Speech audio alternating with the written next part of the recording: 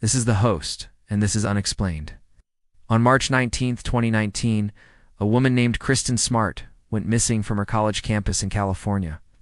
Her disappearance was strange. Her car was found abandoned close to campus. There was no sign of a struggle. She just vanished into thin air. This wasn't like Kristen at all. She wouldn't go off without telling anyone where she was going. It wasn't like she disappeared over a guy or something. Before we get into this creepy mystery, now back to the story. As days turned into weeks with no sign of Kristen, her family began to panic. They weren't being kept in the loop by the police. All they got were cryptic notes left behind by their daughter that made absolutely no sense. What could these mean? Was she trying to tell them something? The first note said, "It's been real. Thanks for everything. This didn't make any sense. What was it about?" The second note simply said, "I am." Finally, another one appeared saying, "Don't look for me." By this point, her family was beside themselves. What did these messages mean? Were they leading the cops on a wild goose chase? Did Kristen know something about her own disappearance? Was she trapped somewhere and begging her family to not find her because she was in danger? Was someone holding her captive and forcing her to write these messages? Then, out of nowhere, another note appeared. It said, "All my love, I am with you always." That wasn't like Kristen at all. She wasn't religious. She would never say something like that unless she had fully lost the plot. So what was going on? Was this even Kristen who wrote these messages? You may think this case is wide open and shut. She left all these messages, then it's clear she's still alive, right? But believe it or not, this is a very real case that has many people scratching their heads. In late March, after almost a month since Kristen went missing, her parents received a call from an investigator. He told them he wanted to take a look at some evidence, but it was too graphic to show them. They traveled to meet him and they finally learned the truth. Their daughter had left behind a message, but it wasn't written down or left in a note. It was carved into concrete. While searching for Kristen, officers found a small patch of dirt near the side of a busy road that had been disturbed. They searched the area and found a small hole hidden under some bushes. Inside this hole was a backpack. Inside the backpack was a human torso. Officers used forensic teams to shine a light into the hole. It was too dark to see anything, but when they brought in a drone with a camera attached, they found something so disturbing they immediately regretted doing so. It was Kristen's torso. The only problem was that they still couldn't see her face. The killer, or whoever was responsible for this, had put her body into a concrete mold, leaving only her upper body exposed. All they could see was her feet and legs. Once the drone had finished its grim sweep, officers crawled into the hole to search for other evidence. One officer grabbed Kristen's foot and pulled it out. Her leg came with it. The officer screamed and quickly dropped it. He slipped and fell forward onto the ground. This wasn't supposed to happen. The entire thing was encased in concrete. How was the leg loose? Was someone messing with the police?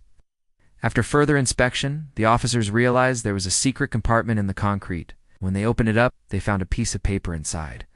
On the paper was a bizarre message. It said, "She's gone. You'll never see her again." And signed off with love, Chris. Who was Chris? Is he responsible for the other notes? Did he do this to Kristen? As this case attracted more media attention, more details began to surface. We learned that Kristen was studying to be a teacher, and that she was very excited about her future. She also had a boyfriend. His name was Dante. The two had been dating for a while, and nothing indicated that their relationship was unhealthy or violent. He had been questioned by the police, and he said he hadn't seen her for a few days before she vanished. After she disappeared, he did everything he could to help find her, even appearing on TV to plead for her safe return. Then, something interesting happened. A friend of Kristen's came forward with a story. She told investigators that Kristen had recently broken up with her boyfriend, but she didn't tell anyone.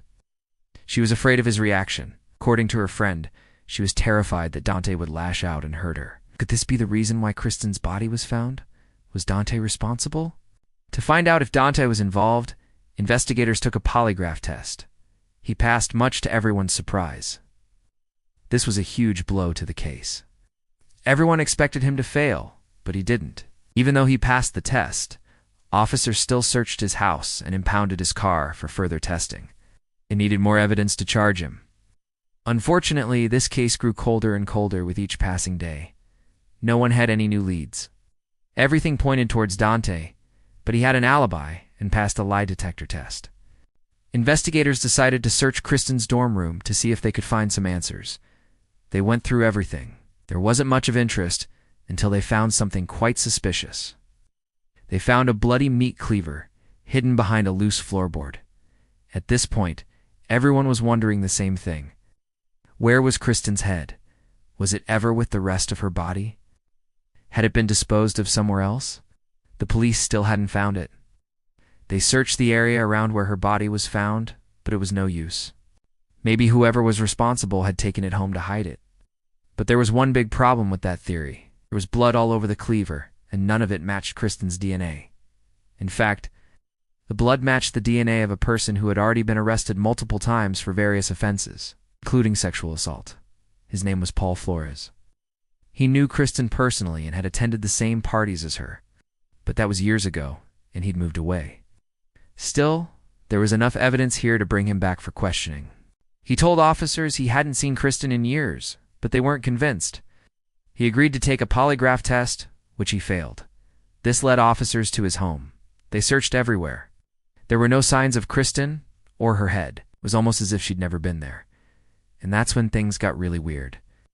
Paul offered to take the officers on a hike in the nearby hills, saying that he knew where Kristen's body was. It was a trap. The officers should have seen it coming. They shouldn't have trusted a convicted criminal, but they went anyway.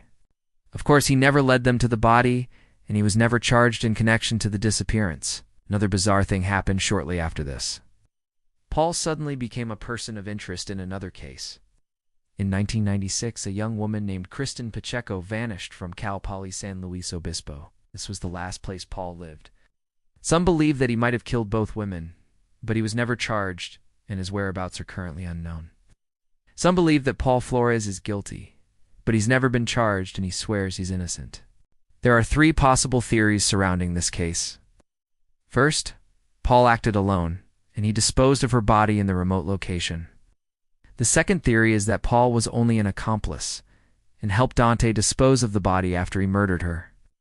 And the third theory is that Dante murdered Kristen and hid her body, but Paul had something to do with her disappearance. There is not much evidence to support any of these theories. We don't know for sure how Kristen died or why she was carved up and placed into a concrete mold.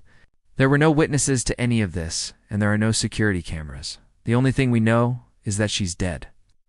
Investigators combed through countless pieces of evidence, but none of it panned out. With no new leads, this case will most likely go cold. The biggest question is, will we ever find out what happened to Kristen Smart? Hopefully, one day this mystery will be solved, and her family can find peace. But until then, we can only speculate what really happened. Now it's time to make your voice heard. Comment below. What do you think happened to Kristen? Do you think she's still alive? Or do you think she was murdered? Let me know your thoughts. And while you're at it, don't forget to subscribe. With that said, thanks for watching. I'll see you next time.